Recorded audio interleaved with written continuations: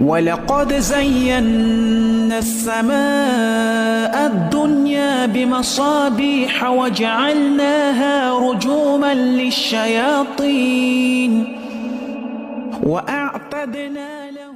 এক শ্রেণীর বক্তব্য দেখতে পাবেন লেখা আছে 40 দিন আগে আপনি যা ইঙ্গিত প্রকাশ পায়। যদি এমন কোন টাইটেল, আপনি যদি ঈমানকে হেফাজত করতে চান, তাহলে আপনি এই ধরনের কোন টাইটেল দেখলে সাথে সাথে সেটাকে ডিলিট করে দিবেন। শুনবেন তো দূরের কথা, ডিলিট করতে হবে আপনাকে। কারণ মৃত্যুর একদিন আগেও আল্লাহ কাউকে সংকেত দেয়। মৃত্যুর জন্য একটা নির্দিষ্ট স্থান এবং সময় রয়েছে, এটা আমরা সবাই জানি। কিন্তু মৃত্যুটা কখন ঘটবে এটা কি কাউকে আগে থেকে ইঙ্গিত দেওয়া হয়, জানানো হয়? এটা একটা বিষয় বলবো। কেন এইসব বিষয়গুলো আমরা আপনাদের কাছে পেশ করি? বললাম না, আমাদের এগেইনস্টে নেটে কাজ করে যাচ্ছে এমন আরেকটা গ্রুপ আছে। এদের কথাবার্তা সুবহানাল্লাহ এত মধুর, এত চাকচিক্যময়, এদের পোশাক আশাক আপনাকে ধোকায় ফেলে দেবে। কয়েকদিন আগে দেখলাম একটা বক্তব্যের মধ্যে এক ব্যক্তি না, এরকম 10 শতবেগ বক্তব্য পাবেন, লেখা আছে মৃত্যুর 40 দিন আগে কি কি ইঙ্গিত, কি কি লক্ষণ দেখা দেয়। আমি শুনলাম, কয়েকটা বক্তব্যই শুনেছি, সুবহানাল্লাহ, একটা কথার কোনো দলিল নেই, একটা কথার কোনো দলিল নেই। আরেকজন বক্তার বক্তব্য শুনলাম, 9 মিনিটের একটা বক্তব্য, তিনি ইদ্রিস আলাইহিস সালামকে জান্নাতে ঢুকিয়ে দিলেন, এমন আর বের করলেন না। তারপরে মুসা আলাইহিস সালামের ঘটনাকে কেন্দ্র করে এমন এমন সব কথা, এমন এমন থিওরি পেশ করলেন। তার 9 মিনিটের কথায় যতগুলো কথা সে বলেছে, এগুলোর দলিল খুঁজতে আমাদের হয়তো বছর বছর লেগে যাবে। কারণ পাবেন না খুঁজে আপনি এমন এমন কথা, তারা কোত্থেকে পায়, কিভাবে বলে, আর ওগুলোই আপনারা কিভাবে গ্রহণ করে নেন, একমাত্র আল্লাহই ভালো জানেন যে কেন এটা করে। তো মৃত্যুকের সময় এবং স্থানকে কেন্দ্র করে যদি এটা কারো সাথে করে থাকে, এটা আকীদাগত বিষয় জেনে নেন, এটা শুধুমাত্র নবীদের সাথে করা হয়, কোনো ব্যক্তির সাথে এটা করা হয় না। নবীদেরকে আগে থেকে জানানো হয় তার মৃত্যু কবে হবে, তাদের কাছ থেকে অনুমতি নেওয়া হয়, পারমিশন নেওয়া হয়। এটা আল্লাহ সুবহানাহু ওয়া তাআলা কর্তৃক, এটা এমন না যে খামখেয়ালি কথা। আদম আলাইহিস সালামকে আমাদেরকে সৃষ্টি করার আগেই আল্লাহ তার বয়স জানিয়ে দিয়েছিলেন যে তোমার বয়স হবে 1000। আল্লাহ সুবহানাহু ওয়া তাআলা যখন আদম আলাইহিস সালামের পিঠ থেকে আমাদেরকে ছড়িয়ে দিয়েছিলেন, সেই দিন আল্লাহ বলেছিলেন এগুলো সব তোমার সন্তান। তখন একটা ছেলে খুব সুন্দর, বলতেছে আল্লাহ এটাকে, বলছে এটা হচ্ছে দাউদ আলাইহিস সালাম, তোমার ছেলে। বলছে বয়স কত? বলছে 40। এক বর্ণনা আসছে 60, তিরমিজির একটা হাদিস আছে 40। তখন বলতেছে এত সুন্দর সন্তান আর ওর বয়স এত কম। বলছে এটা আমার পক্ষ থেকে ফাইনাল। আদম আলাইহিস সালাম যেহেতু মানুষ, দয়ার পিতা, বলছে তাহলে ঠিক আছে, আমার পক্ষ থেকে 40, আরেক বর্ণনা আসছে 60, মানে যা ছিল তার এক্স, এটা আমি আমার পক্ষ থেকে দিয়ে আরো 100 পুরো করে দিতে চাই। আল্লাহ বলছে তো তোমার ইচ্ছা, তাহলে এইভাবে ফাইনাল হয়ে যাবে। বলছে ঠিক আছে, ফাইনাল হয়ে যাবে।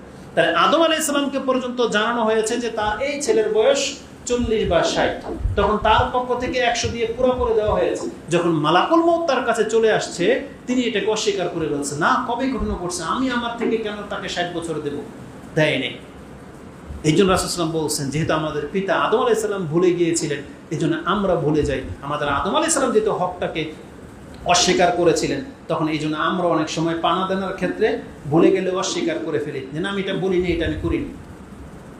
অথচ তাকে জানানো হয়েছিল যে আপনার বয়স 1000 বছর। দাউদ আলাইহিস সালামের বয়স 100 বছর, যেটা আমরা জানতে পেলাম। মুহাম্মদুর রাসূলুল্লাহ সাল্লাল্লাহু আলাইহি ওয়াসাল্লামকেও জানানো হয়েছিল যে কখন তার ইন্তেকাল ঘটবে। এবং ইজা জাআ নাসরুল্লাহি ওয়াল ফাত, ওই আয়াত, ওই হাদিস তো আপনারা জানেন যে কোরআনের যে আয়াত নাজিল হয়েছিল মক্কা বিজয়ের পরে, আব্দুল ইবনে আব্বাসকে ব্যাখ্যা জিজ্ঞেস করা হয়েছিল, তিনি বলেছিলেন এইটা রাসূল সাল্লাল্লাহু আলাইহি ওয়াসাল্লাম খুব ভালো করে বুঝতে পেরেছিলেন। আবু বকর সিদ্দিক রাদিয়াল্লাহু তাআলা আনহু তিনি কান্না করেছিলেন শুনে, রাসূল এক্সাম্পল দিয়েছিলেন এবং সাহাবীরা বলছিলেন এই লোকটার কি হলো। রাসূল সাল্লাল্লাহু আলাইহি ওয়াসাল্লাম এক ব্যক্তির উদাহরণ দিচ্ছেন আর আবু বকর সিদ্দিক কান্না করতেছেন। তখন জানা গেল যে আবু বকর রাদিয়াল্লাহু তাআলা বুঝতে পেরেছিলেন যে রাসূল যার উদাহরণ দিচ্ছেন এটা কোনো ব্যক্তি নয়, এটা তার নিজের উদাহরণ দিচ্ছেন, যে তার সময় একেবারে শেষ প্রান্তে চলে আসছে। আব্দুল ইবনে আব্বাস বলতেছেন ইজা জাআ নাসরুল্লাহি ওয়াল ফাত, এই বিজয় মানে মক্কা বিজয় না, এই বিজয় হচ্ছে রাসূল সাল্লাল্লাহু আলাইহি ওয়াসাল্লামের দায়িত্ব পুরো হয়ে গেছে এবং তার যাওয়ার সময় হয়ে গেছে। তার ইঙ্গিত দেওয়া হয়েছিল। উপরন্তু স্পষ্ট হাদিসে তো আছে, যেটা আমি আপনাকে দেখাবো। আল্লাহ সুবহানাহু ওয়া তাআলা বলেছিলেন প্রত্যেকটা ব্যক্তির মৃত্যু নির্ধারিত, এটা বলি, আর ব্যতিক্রম কাদের ক্ষেত্রে ঘটে সেটা আমরা উল্লেখ করব। প্রত্যেক ব্যক্তির মৃত্যু যে নির্ধারিত এবং সময় নির্ধারিত এবং এটা যে কাউকে জানতে দেওয়া হবে না, এই সম্পর্কে কোরআনে বেশ কিছু আয়াত রয়েছে। তার মধ্যে একটা আয়াত আপনি 34 নম্বরে পেয়ে যাবেন সূরা আরাফে। আল্লাহ বলেছেন, ওয়ালিকুল্লি উম্মাতিন আজাল ফাইযা জাআ আজালুহুম লা ইস্তাখিরুনা সাআতান ওয়া লা ইস্তাকদিমুন। নিশ্চয়ই প্রত্যেকটা ব্যক্তির মৃত্যুর সময়ক্ষণ নির্ধারিত, তার আগেও হবে না, পরেও হবে না। এটা স্পষ্ট, এটা আমরা সবাই জানি। আল্লাহ সুবহানাহু ওয়া তাআলা সূরা আলী ইমরানের ওই যে মুহাম্মদ সাল্লাল্লাহু আলাইহি ওয়াসাল্লামের মৃত্যুর পরের আয়াতটা, তাতে বলেছিলেন যে মুহাম্মদ সাল্লাল্লাহু আলাইহি ওয়াসাল্লামের মৃত্যু যখন হওয়ার তখনই হয়েছে, আর এটা আল্লাহর ইচ্ছা ছাড়া হয়নি, আল্লাহর ইচ্ছাতেই হয়েছে। তারপরের আয়াতটা আপনি দেখেন, আল্লাহ সুবহানাহু ওয়া তাআলা বলতেছেন, ওয়ামা কানা লিনাফসিন আন তামুতা ইল্লা বিইজনিল্লাহ কিতাবাম মুআজ্জালা। এমন কোন ব্যক্তি নাই যে মরে যাবে আর আল্লাহ সুবহানাহু ওয়া তাআলা জানেন না বা ইচ্ছা ছিল না, এমনটা হতে পারে না। ওমা বলা হয়েছে, ওমা কানা লিনাফসিন আন তামুতা ইল্লা বিইজনিল্লাহ, বরং কিতাবাম মুআজ্জালা। আল্লাহ সুবহানাহু ওয়া তাআলা বলেছিলেন তার সময়টা কিতাবের মধ্যে স্পষ্ট অক্ষরে লিখে রেখেছেন আল্লাহ। তার মানে কার মৃত্যু কখন হবে ওটা স্পষ্টভাবে লিখিত। এখানে আল্লাহর হুকুম বলেন নাই, বিআমরিল্লাহ বলেন নাই, আল্লাহ বলছেন বিইজনিল্লাহ, আল্লাহর ইচ্ছায়। তার মানে একটা ব্যক্তি যদি আত্মহত্যা করে মরে যেতে চায়, ওইটা ওইভাবেই লেখা আছে, আল্লাহ ওকে ধরবে না। আল্লাহ বলবে ঠিক আছে, তাহলে এটাই ফাইনাল, কিন্তু শাস্তি পেতে হবে তোকে এইভাবেই যেভাবে তুমি তোমার আত্মা নিলা। কেউ যদি কাউকে হত্যা করে কিয়ামতের মাঠেও, দুনিয়াতেও তাকে ওইভাবে হত্যা করা হবে, এটা কিসাস স্বরূপ। কিয়ামতের মাঠে তো তাকে শাস্তি পেতেই হবে, আল্লাহ ওটাকে নিষেধ করে দিয়েছেন। কিন্তু এখানে আল্লাহর ইচ্ছা আছে, আল্লাহর ইচ্ছা না থাকলে কেউ কাউকে মারতে পারতো না, কেউ মারতে পারতো না। মালাকুল মউত কাউকে মারতে পারতো না যদি আল্লাহর ইচ্ছা না থাকতো। কিন্তু আল্লাহ এইভাবে সিস্টেম করে দিয়েছেন যে এইভাবেই মৃত্যু ঘটবে, কিন্তু এটা আল্লাহর হুকুম না। আল্লাহর ইচ্ছা এবং হুকুমের মধ্যে পার্থক্য আছে, যেটা অনেকে বোঝে না। চোরকে আল্লাহ কখনো চুরি করতে হুকুম করেননি, তবে চোর চুরি করতে পারে, এটা আল্লাহর ইচ্ছা থাকাতে। আল্লাহ বলছে ঠিক আছে, তোকে আমি ধরবো না। এই জন্য কোরআনের উপরে পাড়া দিয়েও ফ্যান খুলে নিয়ে যেতে পারে, কিন্তু আল্লাহ চাইলে এটা করতে পারতো না। এই জন্য আল্লাহ সুবহানাহু ওয়া তাআলা কাউকে আদেশ করেনি তুই এটা কর, বরং ও করতেছে, আল্লাহ বলছে ঠিক আছে, তোকে আমি কিছু করবো না, তুই মরে আয়। এই জন্য আল্লাহর ইচ্ছা ছাড়া কিছু হয় না। এই জন্য কেউ যদি কাউকে মেরে দেয়, কেউ যদি আত্মহত্যা করে মরে যায়, এটাতেও আল্লাহর ইচ্ছা আছে। যেমন মুহাম্মদ সাল্লাল্লাহু আলাইহি ওয়াসাল্লামকে মেরে দিলেন, মালাকুল মউত নিয়ে গেলেন, এটা আল্লাহর ইচ্ছা ছাড়া হয় নাই, ওটা আল্লাহর ইচ্ছাতেই হয়েছে। এই জন্য আল্লাহ বলেছেন, ওয়ামা কানা লিনাফসিন আন তামুতা ইল্লা বিইজনিল্লাহ। এবং আল্লাহ এটাই জন্য বলেছেন কিতাবাম মুআজ্জালা, মানে যার মৃত্যুটা যখন যেভাবে হওয়ার ওটা আল্লাহর ইচ্ছাতেই হয়েছে এবং ওই সময় হবে যে সময় তার জন্য লিখে রাখা হয়েছে। এক্ষেত্রে আর একটা হাদিস বলি, তারপরে বলবো এটার মূল উদ্দেশ্যটা কি। চমৎকার একটা হাদিস, হাদিসটি মুআজামুল কাবির তাবারানি, মুসনাদুল বাজ্জার, আল মুআজামুল আওসাত এবং শুআবুল ঈমান, সাহিহ তারগিব ও তারহিবের মধ্যে নাসিরউদ্দিন আলবানী সহিহ বলে উল্লেখ করেছেন। তাই আপনার কাছে পেশ করি। হাদিসটা 4 জন সাহাবী থেকে প্রমাণ পাওয়া যায়, জাবের, আব্দুল্লাহ ইবনে মাসউদ, আবি উমামাত আল বাহলি, আল হুযায়ফা রাদিয়াল্লাহু তাআলা আনহুম আজমাইন। তারা প্রত্যেক থেকে পৃথক পৃথক সূত্রে এই হাদিসটা এসেছে যে রাসূলুল্লাহ সাল্লাল্লাহু আলাইহি ওয়াসাল্লাম বলেন, ওয়ান্না রূহাল আমিন নাফাসা ফি রূই। রূহুল আমিন বা রূহুল কুদুস কয়েকটা বর্ণনা আসছে, সেটা হচ্ছে জিবরিল আলাইহিস সালাম। যে জিবরিল আলাইহিস সালাম আমার অন্তরের মধ্যে এই ওহী নিয়ে আসছেন, তিনি আমাকে বলেছেন, আন্নাহু লান তামুতা নাফসুন হাত্তা তাস্তাওফিয়া রিজকাহা ওয়া ফি রিওয়ায়াতিন তাস্তাকমিলু আজালাহা। কোন ব্যক্তির মৃত্যু ততক্ষণ পর্যন্ত ঘটবে না যতক্ষণ পর্যন্ত তার রিজিকে যা যা লেখা ছিল এটা পূর্ণ না হয়ে যাবে। তার মানে একজন ব্যক্তির রিজিকে ছিল বয়স, একজন ব্যক্তির রিজিকে ছিল সুস্থতা, কতটুকু উচ্চ হবে, কতটা নিচু হবে, কতটা সম্পদের মালিক হবে, কতটা পানি পান করবে, কোন জায়গা পর্যন্ত পা ফেলবে, এগুলো সব কিন্তু রিজিকের অন্তর্ভুক্ত। তার ওই পুরো লিখনিটা পূর্ণ না হওয়া পর্যন্ত তার কাছে মৃত্যু কোনদিন উপস্থিত হবে না।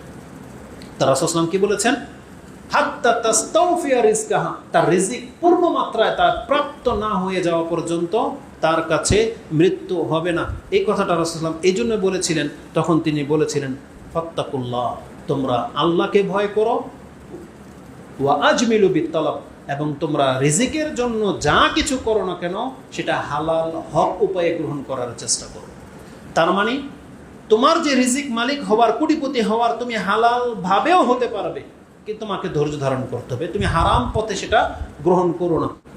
এই কথাটা বলার পরে কেন বললাম যে এখানে আকীদাগত কি বিষয় আছে, কোরআনে আল্লাহ বলেছেন ওমা তাদরি নাফসুম বিআইয়ি আরদিন তামুত। এখানে শুধু আরদের কথা উল্লেখ করা হয়েছে। এই আরদ দিয়েই আল্লাহ সুবহানাহু ওয়া তাআলা বুঝাতে চেয়েছেন কোনো ব্যক্তি জানে না তার কখন মৃত্যু হবে, সেই সময় জানে না, স্থান জানে না, কেউ জানে না এটা। তাহলে এটা হলো সবার সাথে ঘটবে। তাহলে এই যে নেটে যে বক্তব্যগুলো দেওয়া হয় যে 40 দিন আগে আপনার কাছে ইঙ্গিত চলে আসবে, এই লক্ষণগুলো প্রকাশ পাবে, এগুলো সব তার বিবেক প্রসূত কথা। এমন এমন কথা বলে যেগুলো আপনার সাথে টিকবে না কোনোদিন।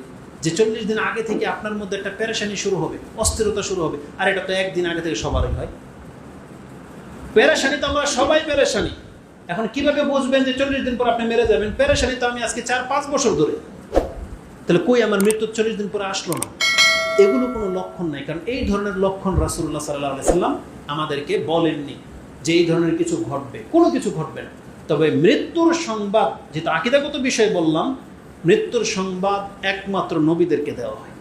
এটা আপনি জেনে নেন, একমাত্র নবীদেরকে দেওয়া হয়, আর কাউকে মৃত্যুর সংবাদ দেওয়া হয় না। ওমর রাদিয়াল্লাহু তাআলা আনহু যেই ফজরের সালাতে শহীদ হইলেন, তার কাছে কোনো ইঙ্গিত আসছিল? কি মনে করেন? কার কাছে কোন ইঙ্গিত আসছিল? কে কি প্রকাশ করে গেছে? কেউ কিছু প্রকাশ করে দিতে পারে, কেউ কোনো কিছুই বলে নেই। কারণ এটা আমাদের ঈমান যে মৃত্যু যখন তখন আসবে। আমাদেরকে বলা হয়েছে তুমি মৃত্যুর জন্য প্রস্তুতি গ্রহণ করো। মৃত্যুর কোনো লক্ষণ আপনার কাছে প্রকাশ পাবে না, কিন্তু মালাকুল মউত যখন আপনার কাছে হঠাৎ চলে আসবে, তখন আপনার কাছে অনেক কিছু প্রকাশ পেয়ে যাবে। মালাকুল মউতকে দেখতে পাবেন, জান্নাত জাহান্নাম দৃশ্য দেখতে পাবেন, পরকাল দেখতে পাবেন, যেটা আপনি সূরা কিয়ামার মধ্যে আপনি পেয়ে যাবেন। তো এটা হচ্ছে আকীদাগত ব্যাপার।